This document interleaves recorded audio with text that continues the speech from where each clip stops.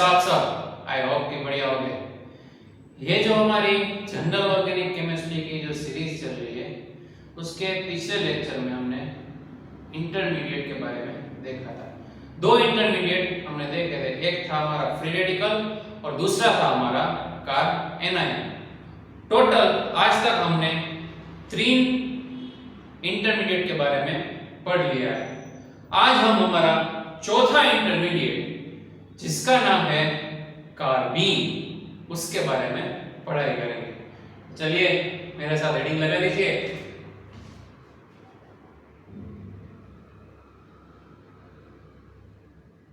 Carbene, क्या बोला मैंने? कार्बीन। तो ये कार्बन कैसा होता है, तो कार्बन कैसे फॉर्म होता है वो पहले हम देखते हैं। देखो, कार्बन फॉर्म करने के लिए में सबसे पहले हमारा प्यारा CH4 जिसको कि हम मीथेन बोलते हैं उसका स्ट्रक्चर ड्रॉ करते हैं। बेसिकली ये रफ स्ट्रक्चर है। आपको पता है कि ये जो हमारा मीथेन है वो टेट्राहेड्रल फॉर्म में होता है, यानी कि ऐसा फॉर्म।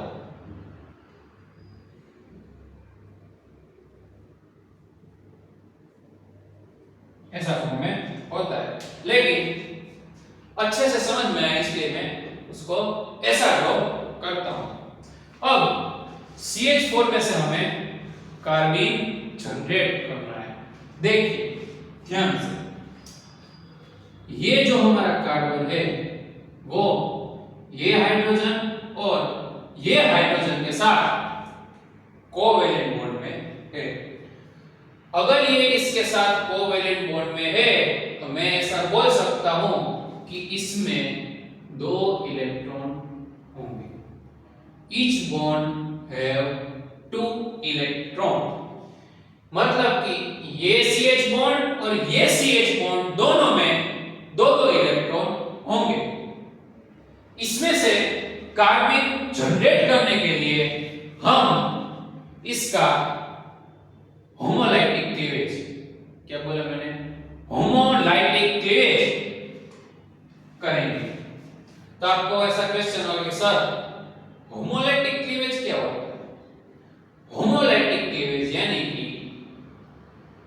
जो 2 एटम के बीच का बॉन्ड ब्रेक होता है, जो 2 एटम के बीच का बॉन्ड ब्रेक होता है तो उसके बाद दोनों एटम के ऊपर इक्वल अमाउंट में इलेक्ट्रॉन डिस्ट्रीब्यूट होंगे। क्या बोला मैंने?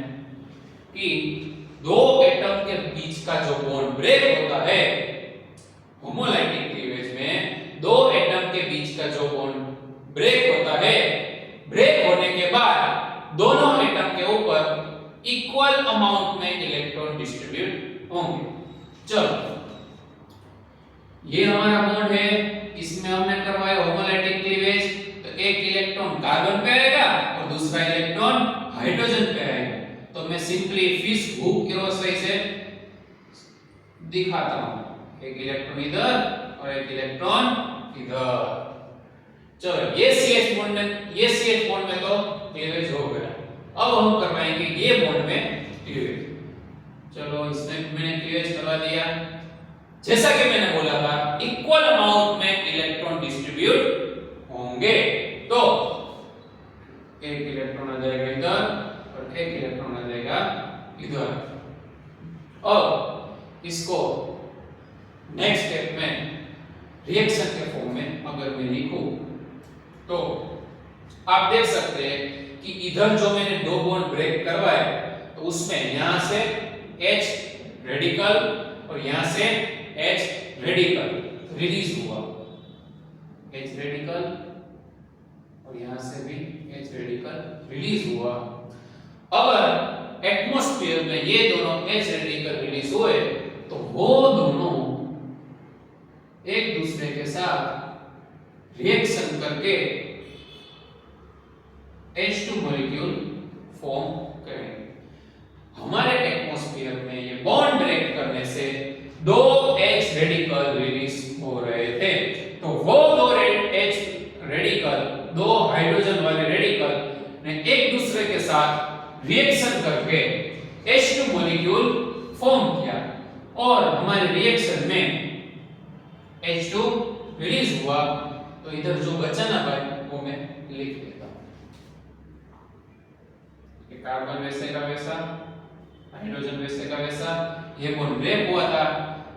इसका भी ये बॉन्ड का एक इलेक्ट्रॉन और ये बॉन्ड का एक इलेक्ट्रॉन कार्बन के ऊपर होगा। तो कुछ मुझे ऐसा स्ट्रक्चर मिला, इसी को कार्बिन बोलते हैं। क्या बोला मैंने? इसी को कार्बिन बोलते हैं। बन गया हमारा कार्बिन। कार्बन है, दो हाइड्रोजन और दो एक्स्ट्रा इलेक्ट्रॉन। तो ये हमारा क्या बन गया भाई? कार्बीन। समझ में आ गया भाई? आकिना? यस। तो ये हमने कार्बन कैसे फॉर्म होता है उसके बारे में देखा।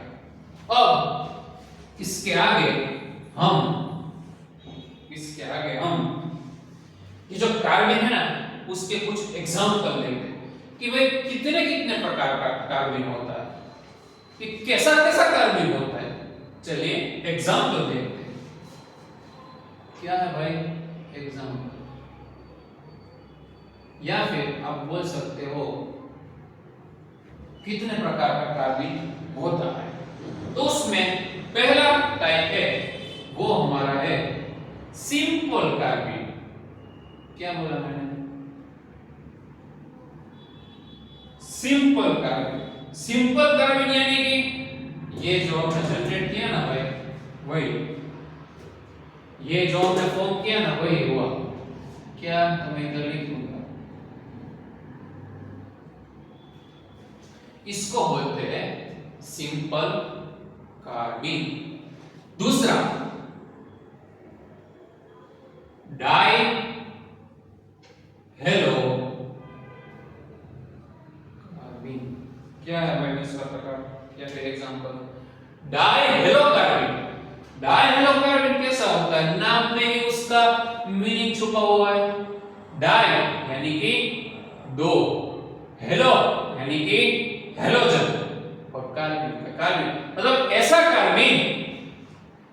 कार्बन जिसमें दो हेलोजन ग्रुप होंगे। जो कार्बन में दो हेलोजन ग्रुप होते हैं उसको हम डाई हेलो कार्बन बोलते हैं। अगर उसको मैं लिखूं तो मैं ऐसे लिख सकता हूं, ये हमारा क्या हो गया भाई? Die hello carbon. अगर मुझे इसको ड्रॉ करना चाहूं तो ऐसे ड्रॉ कर सकता हूं, कार्बन और उसके दो इलेक्ट्रॉन और उसके साथ दो हमारे हेलोजन जुड़े हुए हैं। तो ऐसे कार्बन को हम बोलते हैं डाई हेलो कार्बन। अब ये हेलोजन की जगह मैं उसके एग्जांपल लिखूं, यानी कि ये जो हेलोजन का जनरल फॉर्म में, ये हेलोजन को जनरल फॉर्म में जो X लिखा है ना उसको हम जो हेलोजन के ग्रुप है उससे लोकेट करते हैं। तो कार्बन उसके साथ मैंने क्लोरीन और क्लोरीन जोड़ कर दिया।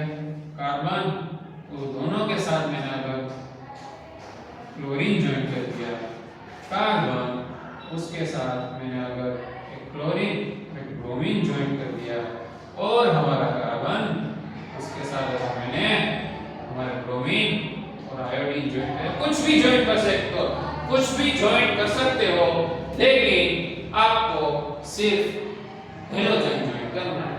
कोई भी हेलोजन ज्वाइन कर सकते हो। और हेलोजन की संख्या कितनी होनी चाहिए? दो हेलोजन होने चाहिए। तो ये था हमारा डाई हेलो कार्बन। तीसरा एग्जांपल या फिर हम कह सकते हैं तीसरा प्रकार जो कि है डाई फिनाइल। कौन सा प्रकार है भाई? तीसरा डाई फिनाइल कार्बन।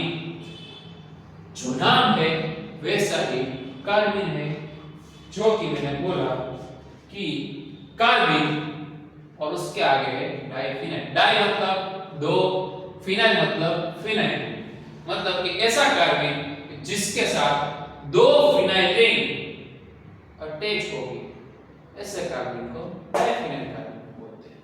अगर उसको ऐसे फॉर्म में लिखना हो तो मैं ऐसे लिख सकता हूं CpH2। ये हमारा क्या हो गया भाई, ये हमारा डाइफिनाइल कार्बिन हो गया। चौथा और आखिरी वाला एग्जाम्पल जो कि है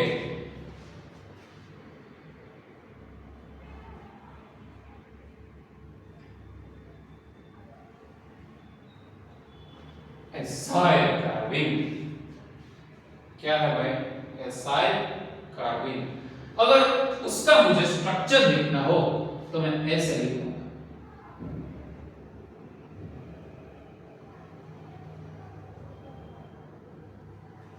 देखो ये हमारा बन गया एसाइल कार्बिन। R यानी कि कोई भी अल्काइल ग्रुप, उसके साथ ये C डबल बॉन्ड O यानी कि हम उसको कार्बोनिल बोलते हैं, उसके साथ हमारा जो जॉइंट हो गया है क्या है, कार्बिन। तो ये हमने कुछ एग्जांपल्स देखे, चार प्रकार के थे, simple carbon, dihalo carbon, diphenyl carbon और एसाइल कार्बन। इसके बाद आगे हम प्रिपरेशन ऑफ कार्बन यानी कि ये जो कार्बन है वो कैसे जनरेट हो रहा है, यानी कि अगर मुझे कार्बन प्रिपेयर करना हो, अगर मुझे कार्बन बनाना हो तो मैं कैसे बना सकूंगा, उसके बारे में देखना है। तो चलिए आप भी हेडिंग लगा लीजिए, प्रिपरेशन ऑफ कार्बन।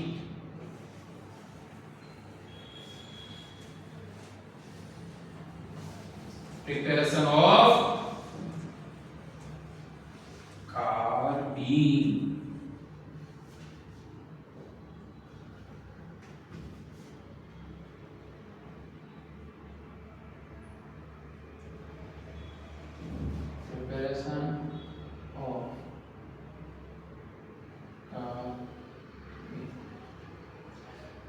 कार्बन की मुझे प्रिपरेशन करवानी है, कैसे करवाऊंगा, ऐसे करवाऊंगा।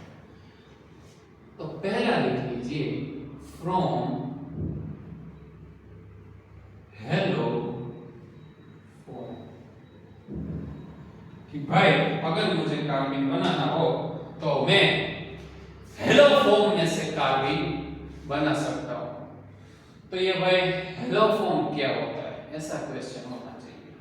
हेलो फॉर्म मेरे प्यारे बच्चों ये होता है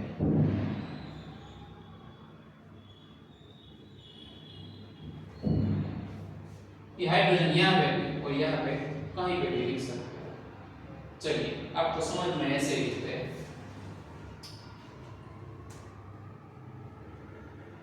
ये हमारा हेलो फॉर्म हो गया। क्या हो गया भाई, हेलो फॉर्म। कार्बन के साथ एक हाइड्रोजन और 3 हेलोजन जुड़े हुए हैं, ऐसे स्ट्रक्चर को हम हेलो फॉर्म बोलते हैं। अब ये हेलो फॉर्म की हमें रिएक्शन करवानी है बेसिक मीडियम में। कौन से मीडियम में भाई, बेसिक मीडियम। अगर मुझे इसकी रिएक्शन बेसिक मीडियम में करवानी हो तो मैं रिएजेंट के तौर पे लूंगा NaOH या फिर KOH। अगर मैं यहां पे बेस एज ए रिएजेंट लिखूंगा और लूंगा तो मुझे सामने की तरफ यानी कि हमारी जो प्रोडक्ट है उसमें कार्बन मिल जाएगा। तो वो कैसा होगा, ऐसा होगा, बढ़िया ही होगा, क्यों नहीं होगा। ये हमें मिल गया है। अब आप बोलोगे सर आपने तो ऐसे आसानी से लिख लिया CH3 जो कि हेलो फॉर्म आप बोल रहे हो और उसमें बेसिक मीडियम प्रोवाइड किया और सामने CH2 यानी कि हमारा कार्बन मिल गया, कैसे? अगर वो कैसे का हमें आंसर चाहिए तो हम मैकेनिज्म देखते। क्या देखते? मैकेनिज्म।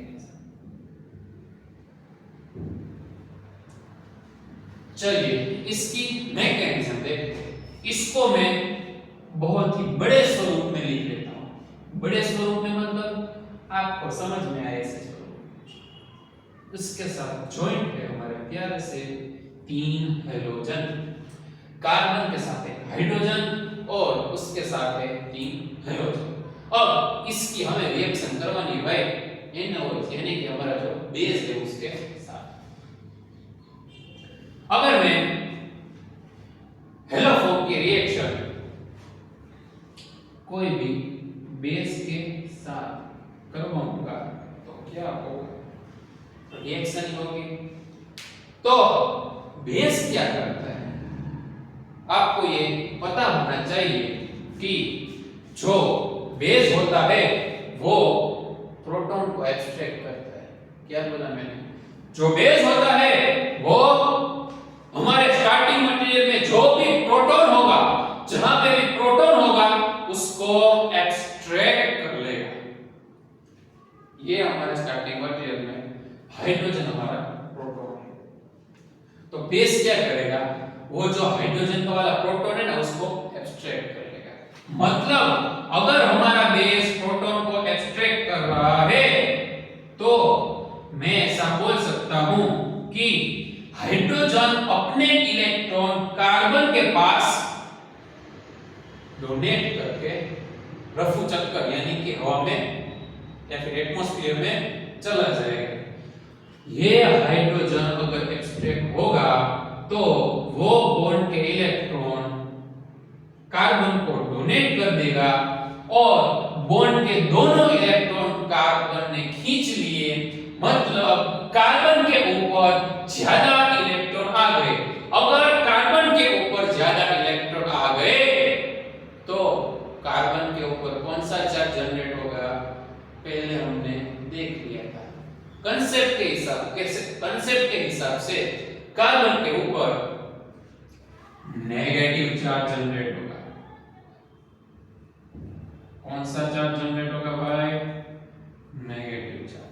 नेगेटिव चार्ज जनरेट होगा तो ये हाइड्रोजन तो चला गया और 2 इलेक्ट्रॉन वैसे के वैसे इसको ऐसे लिख देता हूं।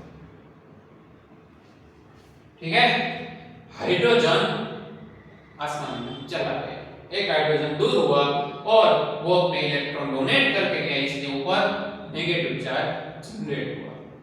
तो ये हमारा दूसरा स्टेप हो गया ऊपर वाले के लिए। अब इसमें आगे क्या होगा? हमें पता है कि कार्बन को अगर स्टेबल करना हो तो उसके ऊपर कोई चार्ज होना चाहिए नहीं। वो पॉजिटिव होगा तो भी अनस्टेबल होगा, अगर वो नेगेटिव होगा तो भी अनस्टेबल ही होगा और कहलाएगा। तो मुझे ये नेगेटिव चार्ज को न्यूट्रल करना है। क्या करना है? मुझे ये नेगेटिव चार्ज को न्यूट्रल करना है। नेगेटिव चार्ज न्यूट्रल कब होगा? जब वो अपने इलेक्ट्रॉन किसी को डोनेट करेगा। वो अपने इलेक्ट्रॉन किसी को डोनेट कब करेगा? जब सामने कोई खींच के ले जाने वाला ग्रुप मौजूद होगा। सामने कोई खींच के ले जाने वाला ग्रुप कब मौजूद होगा? जब सामने भयंकर इलेक्ट्रॉन नेगेटिव एलिमेंट या फिर बोल सकते हैं एटम खड़ा होगा। तो आप इधर देख सकते हैं ये जो X है हमारा हेलोजन वो बहुत ही इलेक्ट्रॉन नेगेटिव होता है। तो ये हमारा हेलोजन बॉन्ड के दोनों इलेक्ट्रॉन को खींच के चला जाएगा। अगर वो बॉन्ड के दोनों इलेक्ट्रॉन खींच के चला गया तो ये जो हमारा कार्बन के ऊपर नेगेटिव चार्ज है वो स्टेबल हो जाएगा और तीसरे स्ट्रक्चर में मुझे कुछ ऐसा स्ट्रक्चर मिलेगा जो कि कहलाएगा हमारा प्यारा सा कार्बीन। तो ये क्या थी हमारी प्रिपरेशन ऑफ कार्बीन। अब इससे आगे अगर मुझे इसकी रिएक्टिविटी लिखनी हो, रिएक्टिविटी मतलब इधर तो हमने जनरल फॉर्म में लिख लिया कि भाई हेलोजन है, सॉरी हाँ हेलोजन है जो कि एक्स फॉर्म में रिएक्शन कर रहे हैं, लेकिन वो हेलोजन में भी चार आते हैं FCl Br और I। अगर ये हेलो फॉर्म में कौन सा हेलोजन होगा जो ज्यादा रिएक्टिव होगा और ये हेलो फॉर्म में कौन सा हेलोजन होगा वो कम रिएक्टिव होगा, तो उसका एक ऑर्डर है जो आप भी मेरे साथ नीचे लिख लीजिए। रिएक्टिव का मतलब मैं यहाँ पे ऐसा बोल रहा हूं कि वो हेलोजन जो जल्दी से रिलीज हो जाएगा। क्या मतलब कि वो ये जो बॉन्ड के साथ है ना उसका बॉन्ड जल्दी से ब्रेक हो जाएगा, वो सबसे आगे रहेगा। तो सबसे पहले हमारा आएगा CH3। क्यों? क्योंकि जो आयोडीन है उसकी बॉन्ड लेंथ बहुत ज्यादा होती है, उसकी बॉन्ड लेंथ ज्यादा होने के कारण वो जल्दी से बॉन्ड ब्रेक कर देगा, वो बॉन्ड जल्दी से ब्रेक कर देगा और फास्ट रिलीज हो जाएगा। उसके बाद आएगा CH Br3, उसके बाद आएगा CHCl3 और उसके बाद आएगा CH। तो ये हमने देखी रिएक्टिविटी। अब इसका मुझे अगर एग्जांपल लिखना हो तो मैं कैसे लिखूं, देख लीजिए। हेलो फॉर्म हमारा है, ठीक है, हाइड्रोजन इसके साथ ज्वाइन किया है। अब हेलोजन के फॉर्म में मैं तीन डिफरेंट टाइप के हेलोजन लिखूंगा। लेट्स से एक मैंने लिख लिया फ्लोरीन, उसके बाद क्लोरीन और उसके बाद आयोडीन। अब ये तीनों में से कौन सा हेलोजन रिलीज होगा, तो रिएक्टिविटी में देखिए जो आयोडीन वाला होता है वो सबसे ज्यादा रिएक्टिव होता है, इसलिए इसमें से आयोडीन वाला रिलीज होगा। चलिए बेस डाल देते हैं। बेस सबसे पहले वो प्रोटॉन एब्स्ट्रैक्ट करेगा, अगर उसने प्रोटॉन एब्स्ट्रैक्ट कर दिए तो नेगेटिव चार्ज जनरेट हुआ। अगर नेगेटिव चार्ज जनरेट हुआ तो उसके बाद FCl और I, फ्लोरीन क्लोरीन और आयोडीन में से आयोडीन ज्यादा रिएक्टिव होता है, तो आयोडीन बॉन्ड के इलेक्ट्रॉन सबसे पहले खींच के रिलीज हो जाएगा। ये आयोडीन हमारा रिलीज हो गया और हमें मिल गया, क्या मिल गया है, फ्लोरीन क्लोरीन। हमारा प्यारा सा कार्बन हमें मिल गया, ठीक है। तो ये हमने देखा था प्रिपरेशन ऑफ कार्बीन। इसके बाद हम देखेंगे कार्बीन की कुछ खासियतें जिसको हम बोलते हैं कार्बीन की कैरेक्टरिस्टिक। तो मेरे साथ हेडिंग लगा दीजिए, characteristic of carbon.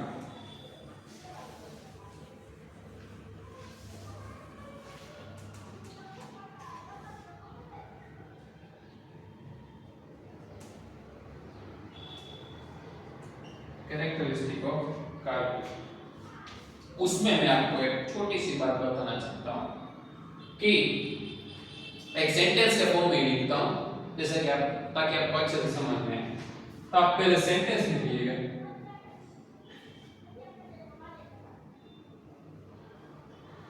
Carbon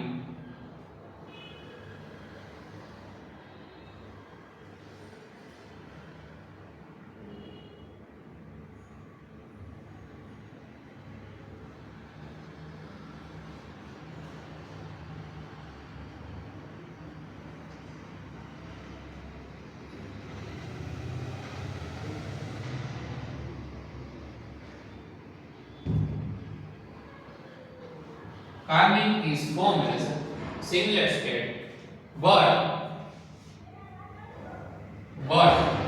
in presence of inert gas, it exists in triplet. क्या बोला भाई कि भाई ये जो हमारा कार्बन है, ये जो हमारा कार्बन है, वैसे तो वो सिंगलेट स्टेट में होता है, वैसे तो वो सिंगलेट स्टेट में फॉर्म करता है, लेकिन इनर्ट गैस की प्रेजेंस में वो ट्रिपलेट फॉर्म में होता है। अब ये कार्बन की कुछ हम रिएक्शंस देखेंगे। तो उसमें पहली रिएक्शन है न्यूक्लियोफिलिक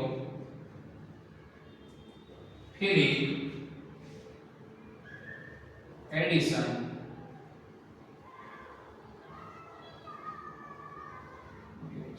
क्या है भाई? Nucleophilic addition reaction. तो चलिए उसके बारे में देखते हैं। सबसे पहले हम ले लेते हैं हमारा न्यूक्लियोफाइल। सबसे पहले मैंने ले लिया हमारा न्यूक्लियोफाइल, उसके बाद उसमें हमने डाला हमारा कार्बन, ठीक है। उसके बाद हमने उसमें डाला कार्बन। तो हमें अच्छे से पता है न्यूक्लियोफाइल वो होता है कि जिसके पास ज्यादा इलेक्ट्रॉन होता है। न्यूक्लियोफाइल के पास ज्यादा इलेक्ट्रॉन है, उसका मतलब उसके ऊपर नेगेटिव चार्ज भी होगा। उसके ऊपर अगर नेगेटिव चार्ज है तो वो किसी और के ऊपर अटैक करने की एबिलिटी रखता है। तो इसमें हमारा जो न्यूक्लियोफाइल है वो हमारे कार्बन के ऊपर अटैक करेगा।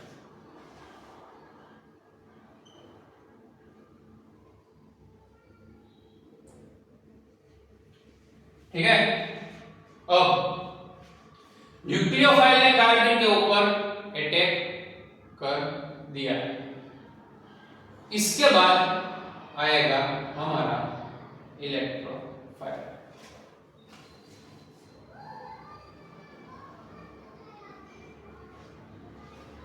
जो कि है वेरी इलेक्ट्रॉन डेफिसिट, मतलब कि उसके पास इलेक्ट्रॉन है ही नहीं। इलेक्ट्रोफाइल यानी कि जो बहुत ही इलेक्ट्रॉन का भूखा है, उसको कोई इलेक्ट्रॉन खिलाने वाला चाहिए। तो इधर हमारे पास CH2 के ऊपर नेगेटिव चार्ज है, यानी कि उसके पास ज्यादा इलेक्ट्रॉन है। अगर उसके पास ज्यादा इलेक्ट्रॉन है तो वो अगर इलेक्ट्रोफाइल को थोड़े दे देगा तो उसको कोई प्रॉब्लम नहीं होगा, कुछ ज्यादा बोले तो इसको कोई वांधा नहीं होगा। तो ये जो CH2 है वो इलेक्ट्रोफाइल को अपने इलेक्ट्रॉन देगा ना भाई? हाँ देगा और इसके साथ इलेक्ट्रोफाइल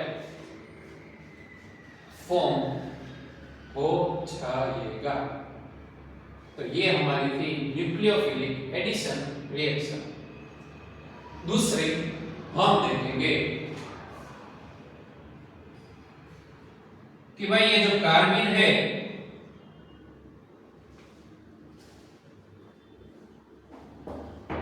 ये जो कार्बन है अगर मुझे उसको डबल बॉन्ड में इंसर्ट करवाना हो तो कैसे होता है सर? तो उसके लिए मैं इधर लिखता हूं इंसर्शन इन अल्कीन। दूसरा हमें क्या देखना है भाई? इंसर्शन इन अल्कीन, मतलब कि कार्बन जो है उसको अल्कीन में इंसर्ट करवाना है।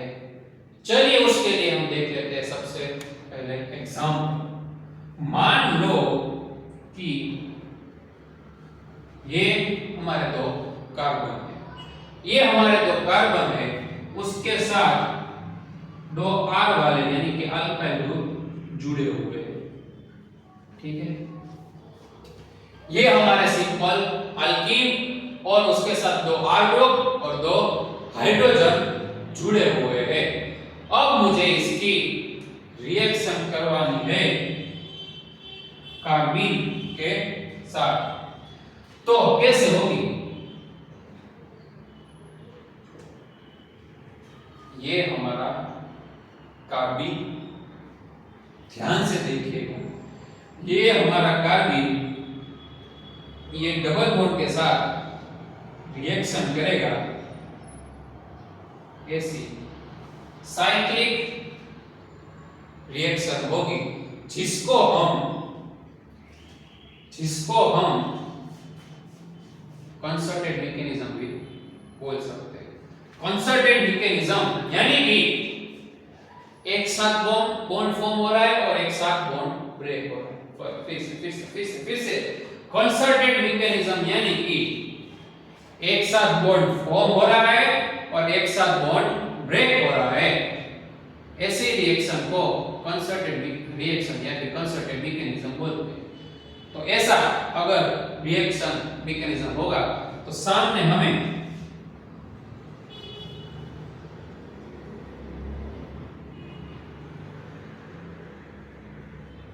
ऐसा कुछ मिलेगा।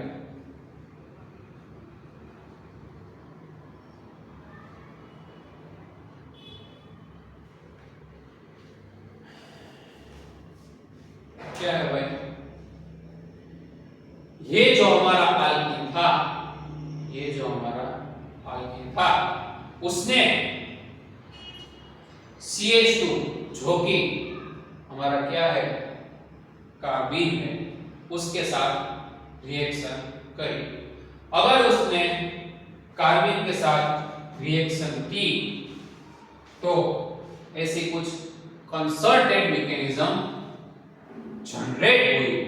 अगर वहां पे कंसर्टेड मैकेनिज्म जनरेट हुई तो हमें कुछ ऐसा स्ट्रक्चर मिल जाता है।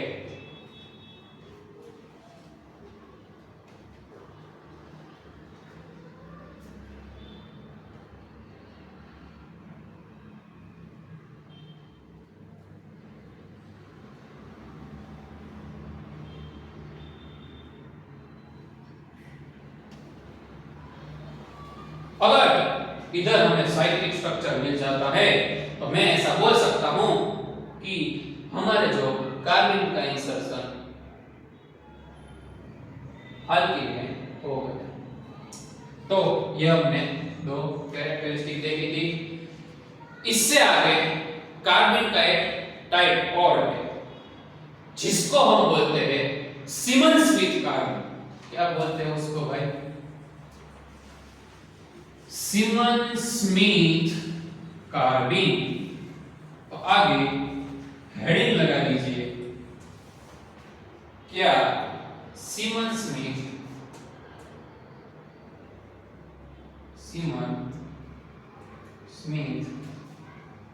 कार्बन छोटा सा है लेकिन बड़ा अच्छा।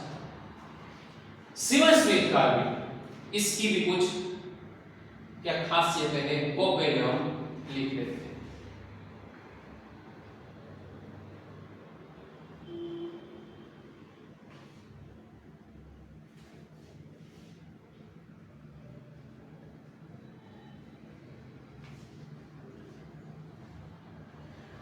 This carbon is non-polar, यानी कि जो हमारा सिमन-स्मिथ कार्बन है वो नॉन पोलर है।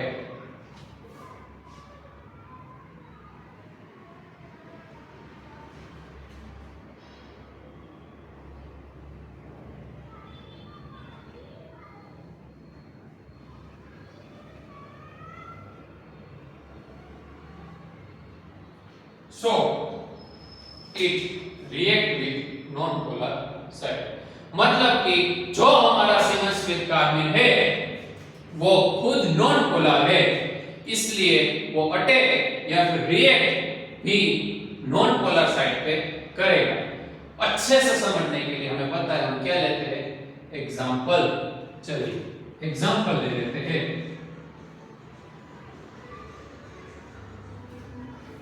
ये देखो ये मकड़ी नहीं जोड़ी है मैंने, ये हमारा डबल बॉन्ड है और उसके साथ दो ग्रुप ऊपर और दो ग्रुप नीचे अटैच है। इसकी रिएक्शन में करवाऊंगा सीमेंस में कार्बिन, जो कि रिएजेंट है हमारा CH2I2 और ZH। ये जो रिएजेंट मैंने लिखा वो सीमेंस में कार्बिन का रिएजेंट है।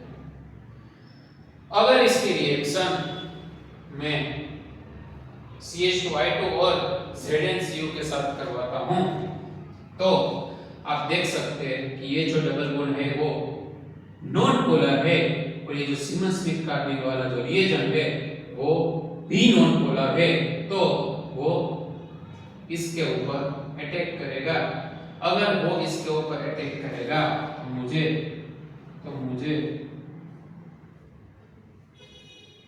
ऐसा फॉर्म मिलेगा।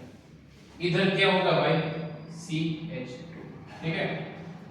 तो ये हमने देखा सीमेंस विथ कार्बिन के बारे में। आई होप कि आपको ये लेक्चर में कार्बिन के बारे में अच्छे से समझ में आ गया होगा। आज के इस लेक्चर में हमने कार्बिन और कुछ टाइप्स ऑफ कार्बिन यानी कि कुछ कई प्रकार के कार्बिन होते हैं, जिसमें हमने देखा सिंपल कार्बिन होता है, हेलो कार्बिन होता है, डाइहेलो कार्बिन होता है और डाइफिनाइल कार्बिन होता है और एसाइल कार्बिन होता है, उसके बारे में देखा। बाद में हमने कार्बिन की कैरेक्टरिस्टिक और उसकी प्रिपरेशन के बारे में पढ़ाई की। अच्छे से देख लीजिएगा, अच्छे से पढ़ लीजिएगा और अच्छे से याद रख लीजिएगा। आज के लेक्चर में इतना ही। अगले लेक्चर में हम मिलते हैं कुछ नए से कंसेप्ट और नई सी थियरी के साथ। Thank you.